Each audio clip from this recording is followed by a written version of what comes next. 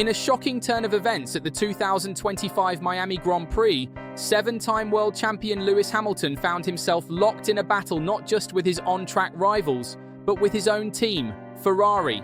What was supposed to be a high-stakes spectacle under the Florida sun turned into a revealing display of miscommunication, mismanagement, and mounting frustration within one of Formula One's most iconic teams.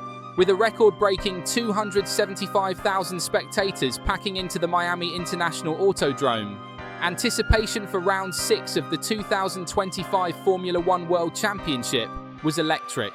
The glitz and glamour of Miami, paired with the sport's ever-growing popularity in the United States, provided the perfect backdrop for a thrilling showdown. Yet, few could have predicted the chaos that would unfold on the 3.363-mile temporary street circuit built around Hard Rock Stadium. From the outset, Ferrari appeared on the back foot. Their weekend had been lackluster by their standards. Lewis Hamilton, in only his sixth race for the Scuderia after his sensational switch from Mercedes, qualified a disappointing 12th. His teammate, Charles Leclerc, managed only a modest 8th.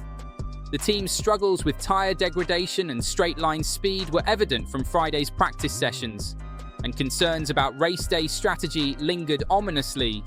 But on race day, Hamilton surged, armed with a smart tyre strategy that saw him extend his first stint on hards and pit for fresher mediums during a perfectly timed virtual safety car. He began carving his way through the midfield. As the laps ticked down, he found himself rapidly closing the gap to Leclerc, whose tyres were clearly past their prime. The difference in pace was glaring. Hamilton was the faster car. Ferrari, however, hesitated. The pit wall remained silent. There were no team orders issued, no instructions to swap positions. Lap after lap, Hamilton loomed in Leclerc's mirrors, waiting for a call that never came. The tension spilled over when Hamilton's frustration crackled over the team radio.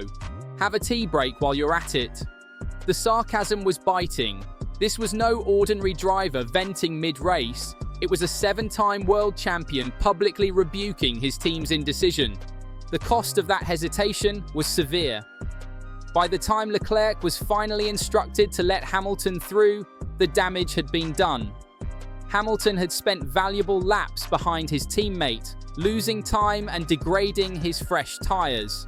The opportunity to attack Mercedes' rising star, Kimi Antonelli, ahead had evaporated. Ferrari's sluggish decision-making had sabotaged their own strategy. What happened next only added to the bewilderment. As Hamilton tried to close the gap ahead, another call came from the Ferrari pit wall. Reverse the order. Leclerc was told to retake the position. It was a baffling move, one that defied logic, especially in the context of the championship standings and raw pace. The drivers, already strained under the Miami heat and fierce competition, were now forced to play musical chairs, swapping positions in a scenario that only highlighted Ferrari's strategic disarray. The confusion culminated in a near-disastrous final lap. Carlos Sainz, the very driver Hamilton had replaced at Ferrari, had been closing in rapidly during the chaos. As the trio entered the final corner, Sainz launched a desperate lunge on Hamilton, clipping his rear tyre. A crash was narrowly avoided, but the incident underscored the sheer disorganization of Ferrari's approach. Instead of uniting to defend against external threats, their drivers were entangled in a mess of internal politics and unclear strategies. Post-race, the fallout was immediate. Hamilton didn't hold back. In a series of candid interviews, he acknowledged the sharp tone of his radio messages, but defended them passionately. "I believe we had the pace to finish 6th today," he told reporters. "I was optimistic, the car felt good, but we wasted too much time in decision-making. I know my words may have come off strong, but sometimes that's the only way to get the message across." Leclerc, usually the diplomatic voice in the Ferrari garage, gave a reserved yet telling response. "It's obvious today was not the way we want to manage a race," he said. His short, carefully measured words revealed deeper dissatisfaction, an unspoken acknowledgement that Ferrari's internal handling of race dynamics is becoming untenable. Team principal Fred Vasseur, already under pressure for Ferrari's underwhelming season start, attempted to defend the strategy. "We wanted to maximize the team result and believed that switching positions back would give us more points overall," he said. But the explanation rang hollow. In isolation, perhaps it made sense. In practice, it was farcical. Formula One is not played on paper. Racing is about instinct, timing, and execution. And in Miami, Ferrari failed on all three counts. Beneath the surface, a deeper problem looms. Ferrari appears paralyzed by the fear of upsetting the balance between their drivers. In a bid to treat Hamilton and Leclerc as equals, the team has swung too far in the opposite direction, rendering itself incapable of making decisive, race-winning calls. It's a stark contrast to the ruthlessly efficient Ferrari of old, the team that once dominated the grid with Michael Schumacher at the helm and strategy calls that felt like clockwork. The raw pace is also a glaring concern. Despite Hamilton's late charge and Leclerc's solid racecraft, both drivers finished nearly a minute behind race winner Oscar Piastri, whose McLaren looked imperious all weekend. The gulf in performance was a reminder that Ferrari's problems are not limited to strategy alone. They are fundamental, rooted in car development, aerodynamic inefficiencies, and operational execution. For Hamilton, the reality is sobering.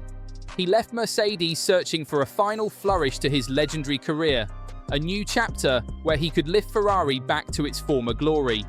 But 6 races in, the dream is beginning to resemble a familiar nightmare. Internal friction, missed opportunities, and a lack of competitive edge have cast a shadow over what should have been a renaissance. Still, ever the optimist, Hamilton has not given up hope. "We're working hard," he said. "I believe in this team. The talent is there, the passion is there. We just need to put the pieces together." His words reflected not just frustration, but a desire to build something meaningful. A reminder that in Formula One, turnarounds are possible if everyone pulls in the same direction. The Miami Grand Prix could very well be the moment that defines Ferrari's 2025 season. Will it be remembered as the low point from which they rebounded, or the race where everything unraveled? That will depend on what happens next. Ferrari must face its demons, the reluctance to prioritize one driver when necessary, the delays in race day decision-making, and the lack of a clear, unified direction. The spotlight is now firmly on the Prancing Horse. As the circus moves on to the European leg of the championship, the pressure intensifies. The passionate tifosi are already beginning to murmur. They've seen this story before, and they're hungry for change. To reclaim their place at the pinnacle of the sport, Ferrari must be bold. That means trusting their instincts, empowering their drivers, and letting racing, not politics, dictate their decisions. In Formula One, hesitation is fatal. Ferrari must remember what made them great: the courage to take risks, the drive to be relentless, and the will to win at all costs. The 2025 Miami Grand Prix may have ended in disappointment, but it also lit a fire. The season is far from over, and redemption remains within reach. For now, the world watches and waits to see if Ferrari will rise to the challenge or remain shackled by their own indecision. Because when Lewis Hamilton speaks, the world listens.